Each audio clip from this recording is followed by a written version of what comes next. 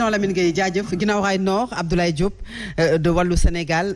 la confirmation la continuité loolu la ginnaaw raay Nord choisir ginnaaw raay Sud ñoom ginnaaw raay Nord Pape Ndiambé moom la ñu confirmé moom mi ngi doon xëccoo ak Mame Diarra Fam de la coalition Wallu ak ñeneen ñi nga xam ne ñu ngi foofu ginnaaw raay Sud Abdoulaye Diop Wallu Sénégal moom moo dominé ñi nga xamante ne kon ñoom la doon xëccool foofu mais bu ñu ñëwee ci aussi il y a Cheikh Dieng qui perd. qui perd Djiddah Thiaroye Kaw qui est le candidat de Wallu Sénégal pour Djiddah Thiaroye Kaw et pour la ville de Pikine kenn leneen loo xamante ne également mooy Daouda Gueye bi nga xamante ne peut-être que serré na mais finalement mook Issakha d'après Lamine Gueye et d'après également les premières tendances Issakha ba tey rempile et puis Abdoul Diarra bi nga xam ne il rempile encore waaw moom aussi ci kanamu ki nga xamante ne moom mooy Lamine Gueye il est le candidat de Pikine Nord mais également candidat pour la ville de Pikine moom Lamine Gueye dekkal ngor bu Thierno Alassane Sall bi nga xam ne moom moo jiite boobu coalition mais Serigne Saliou les grandes villes où il y a peut-être dafa am ay liens de parenté entre le président de la République ak ñi mu fa tab Abdoulaye Timbo très serré aujourd'hui ak ñi nga xam ne ñoom la jàkkaarlool pour la ville d'après les premières tendances Aliou Sall également ak Ahmed Aïdara d'après les premières tendance très serrée ba ñu wax ne Ahmed en tête présente au niveau même de Guédiawaye la tendance est vraiment favorable à nan nga ko analyser loolu non en fait ni ñu ko analyser c'est-à-dire li leen dal ci yeneen gox yi moom moo tuxu ba Pikine tuxu ba Guédiawaye aujourd'hui si Timbo d'après ces tendances là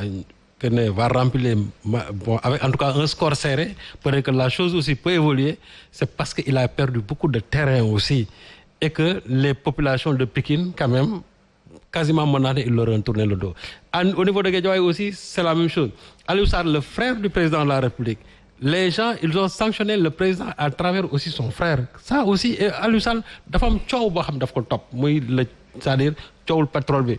et ça les Sénégalais. Et on précise que ce sont les premières tendances hein. Oui, ce sont les premières tendances mais gis nga ñun aussi vraiment qu'on cesse de nous prendre pour des illusionnistes. xam nga première tendance yi toujours dafa am loo xam ne nii gis nga en lecture politique buy génn on peut faire de la vaticination politique pour wax ne li lay demee il ne faut pas que les gens aussi nous kii wooye ay tendances et cetera depuis le départ Ousmane Sonko quand les choses ont commencé à sortir xam ne fu ñu jëm avec Serigne Mboup on avait dit la même chose au niveau de Thiès bi muy génn aussi ñun wax nañ li nga xam ne fa lañ jëm.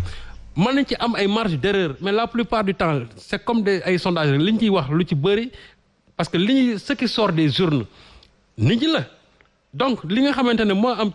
tendance yi déjà foofu la li gën a ci urne bi génn fii en général boo deful ndànk mooy nar a waabale fépp fi nga xamante ne moo nekk au niveau de cette localité là. parce que affaire gox la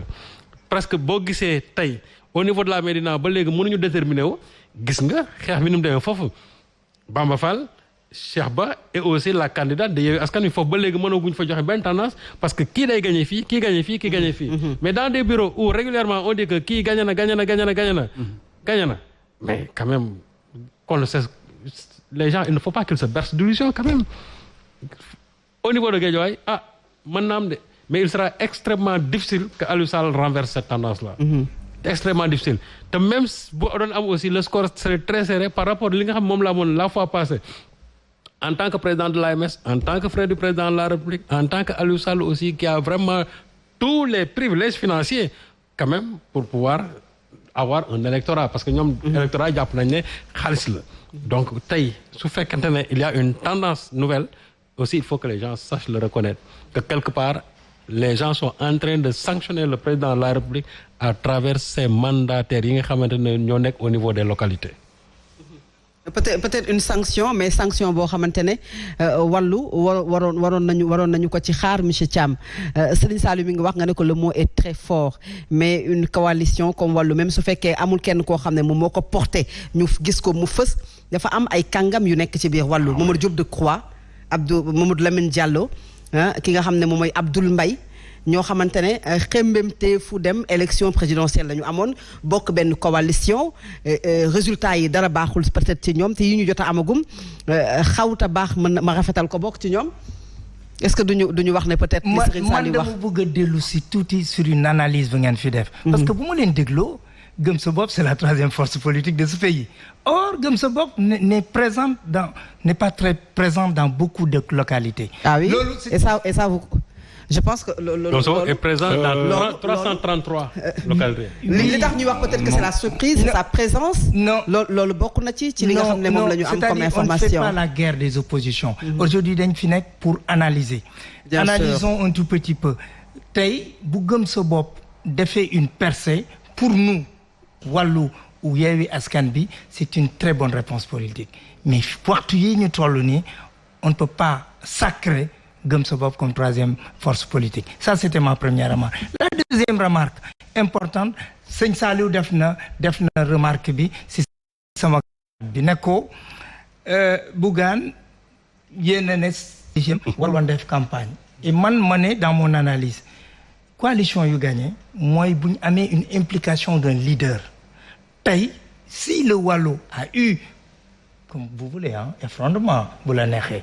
mais bu amee loolu c'est parce que tête de pont de cette coalition n'était pas représentée par un leader qui était impliqué. Aujourd'hui c'est ça l'analyse réelle. Aujourd'hui boo gisee Yewwi Askan Wi gagné il y a eu l'implication de Ousmane Sonko qui a fait une campagne extraordinaire. Il y a l'implication de Barthélémy, il y a l'implication de Khalifa Sall et que boo gisee leader de Malick Gakou et de Malick Gakou. Au niveau de Wallu, les ténors politiques yu ngay wax, ils étaient pas souvent impliqués dans des élections. De Aïda Mbodj de Aïda Mbodj également. Et de Aïda Mbodj. Non moo tax ma ne la il faut que dans notre analyse aujourd'hui qu'on reste très prudent. Munuñ ne waa ji béy si sa weewu tànk. Donc moi j'accepte totalement li ñuy wax mais faisons gaffe pour qu'il n'y ait pas une guerre des oppositions. Analysons bien en disant une seule chose. Pour la première fois Macky Sall sa première élection après sa réélection jox nañ ko un carton rouge parce que élection bi dafa ngemb ay ministre ngemb ay directeur de cabinet ngemb ay agence et j'attends le résultat. Carton rouge peut-être première tendance bu ñu ci sukkandikoo mën nañu ko wax mu des nag lecture bi mu ci war a am ci ni nga ko waxee monsieur Thiam ci première tendance yi nga xam ne jot na commencé génn waaw jot na commencé génn dañuy dem Parcelles Assainies Pape Mante s'il est toujours en ligne Pape Mante Mboup alors rebonsoir Pape Mante. waaw Fatou Abdou maa ngi laa fay bu baax a baax di nuyu bu baax a baax Serigne Saliou ak say invité ci plateau bi comme ni nga ko waxee rek nag fii ci diwaanu Parcelles Assainies daanaka nag mën nañu wax ni mbir yi dafa mel ni commencé naa leer ci nag lu jëm ci wàllum nag wot wi ndaxte tendance yi daal dafa mel ni nag tey jii kon Yewwi Askan Wi bu Jamil Sané ak kii nga xam ne mooy avec bi nga xam ne Go Faye ñoom ñoo ko nag dirigé boobu les listes dafa mel ni tendance yi nag ñaar ñooñu la gën a génne ngir nag lu jëm ci wàllum yile élection ñu bëri nag gis nañu ne kon ba sax yenn ci ay partisans Moussa yi nga xam ne ñoom jot nañu nag seq waxtaan ñoom sax xam nañu ne nag élection ren yii daal dafa mel ni seen candidat bi la nag nërmelu ne bu baax a baax ma tax na daal en tout cas benn bureau boo xam ne bokk na ci bureau témoin yi muy bureau unité 8 bi nga xam ne kii di maire sortant bi Moussa Sy foofu la voté jikki sànq ba tey ñoo ngi fa sax léegi lañ fay door a jóge daanaka daal bureau de vote yëpp yi nga xam ne moo fa nekk kii nag di Yewwi bu ko jëlulee kii di avec bu Go Faye mooy nekk ci kanam kon mu mel ni nag kon tey tendance bis ñett ñooñu la génne entre Yewwi ak avec Moussa Sy doogu ñëw nekk en troisième position certes nag nekkul résultat définitif yi waaye nag lu urne yi wax rek la ñu nag mën a gis ndaxte fu mu toll nii daal dafa mel ni loolu nag moo fësagum fii ci diwaanu Parcelles Assainies en attendant nag yenn résultat tamit yoo xam ne am nañ ko jëmale nag ci yeneen centre tamit loolu lu ñu fa nemmeeku ñu nag am résultat globaux yi pour mën a nag joxe définitivement peut-être kan moo nag nekk entre diggante Yewwi Askan Wi ak kii di avec bu Go Faye. Pape Mante Mboup alors rectification boo xamante ne Lamine Gueye jox nañu ko mu ne wal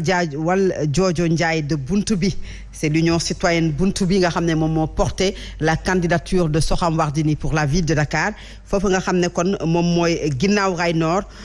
ku moywul wal joojo Ndiaye de buntu bi boobu moom mooy jiitu Pape Ndiambe mi nga xam ne ñi ngi ko doon wax tànk ne moom mooy le maire sortant candidat de la coalition Benno Bokk Yaakaar kon foofa mu mel ne kon union citoyenne buntu bi moom mooy jiitu Pape Ndiambe mi nga xamante ne doon nañu ko tudd sànq ñi ngi doon wax sànq également am na yeneen candidat yoo xamante ne ñu ngi woon foofu nga xam ne mooy union citoyenne buntu bi ñu bëri jàpp ne présence bi dafay yaatu bu coalition gëm sa bopp ci localité yu bari fi nga xam ne moom mooy banlieue bi naam gis nañu fa ay jéego mais fi nga xam ne moom mooy ville bi taxu ko demee noonu ci résultat yi nga xam ne moom la ñu amagum naka ngeen ko jàngatee. Ce que j'ai voulu dire tout à l'heure à mon co-débatteur mooy ñun dañu am 92